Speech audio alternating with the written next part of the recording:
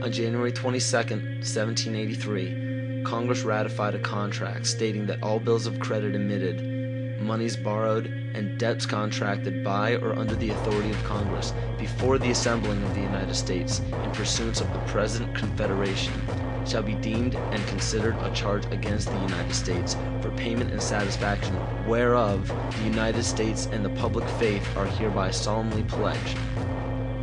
The party that the U.S. owed these loans to? King George. I hope this paints a picture for you of how Great Britain funded both sides of the Revolution.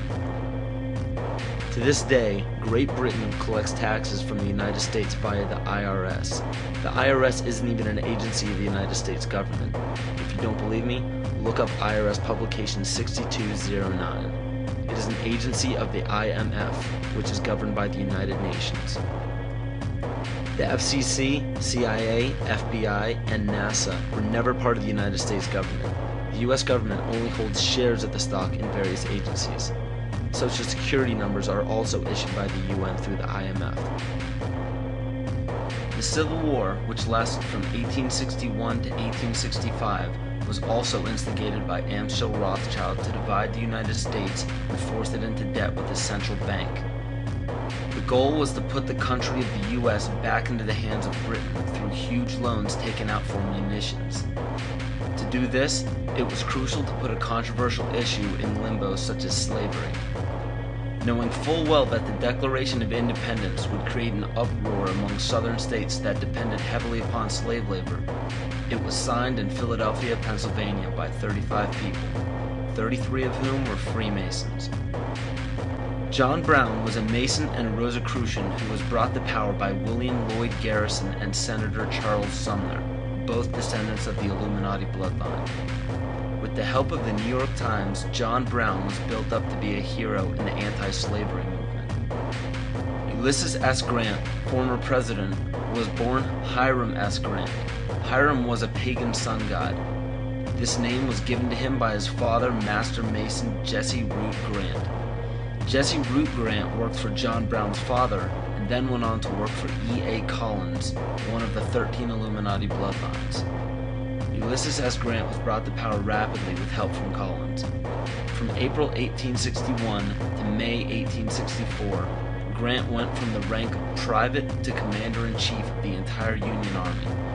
Once Grant was appointed president, his cabinet consisted of 8 Freemasons, including Alphonso Taft, which was William Taft's father, who was also an ancestor of Bill Clinton.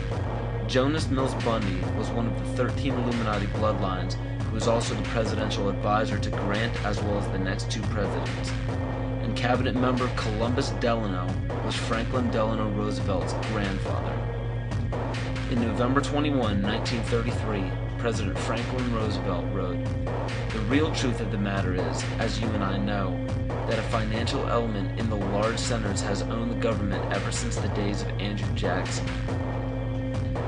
Abraham Lincoln's father was A.A. Springs, who was part of the Rothschild dynasty. Lincoln's half-brother worked for Louis Caspay Zur in the Merovingian dynasty, which was the 13th Illuminati bloodline. Zur also owned Jekyll Island, which was where the Federal Reserve Bank was created.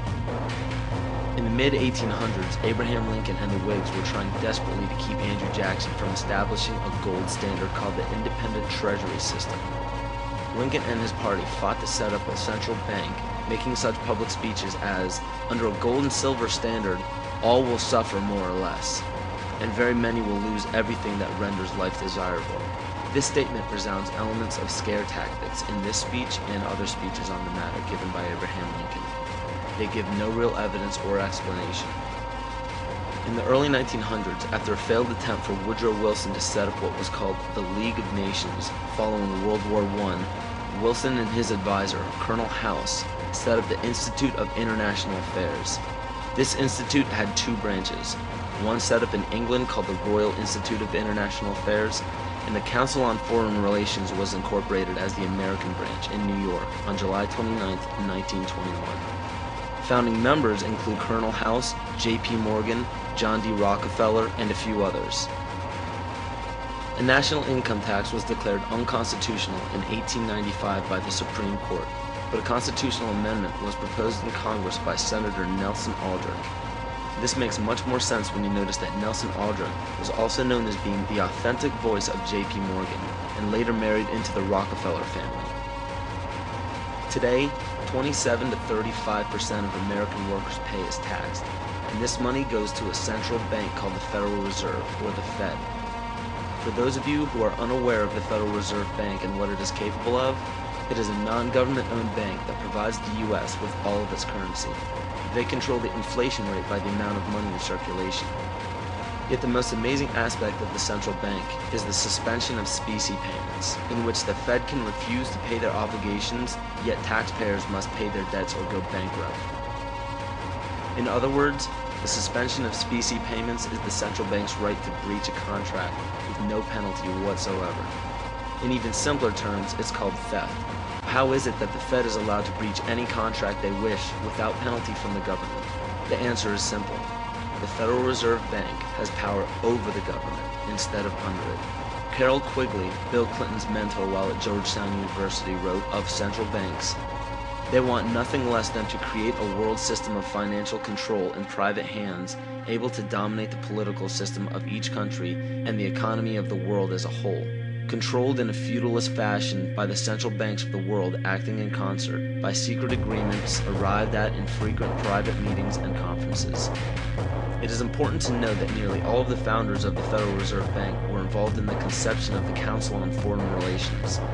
Since 1934, when the Fed was established, almost every United States Secretary of State, all Secretaries of War or Defense since Henry L. Stimson, almost every head of CIA since Allen Dulles, nearly all presidential candidates, Dwight D. Eisenhower, JFK, Richard Nixon, and Bill Clinton were members of the CFR. George Bush Sr. was actually the CFR director from 1977 to 1979. Understand that all of these high-ranking government positions were lobbied into place by the organization set up by the international banking cartel. There are secret meetings held everywhere by many of the same members in the Trilateral Commission, the Bilderberg Group, the Club of Rome, the United Nations, and the two branches of the Institute of International Affairs.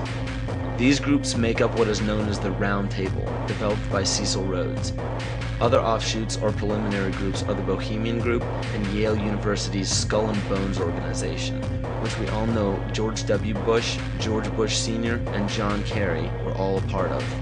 Most every meeting by these groups are attended by the most powerful government officials, corporate leaders, media moguls, and royal families in the world.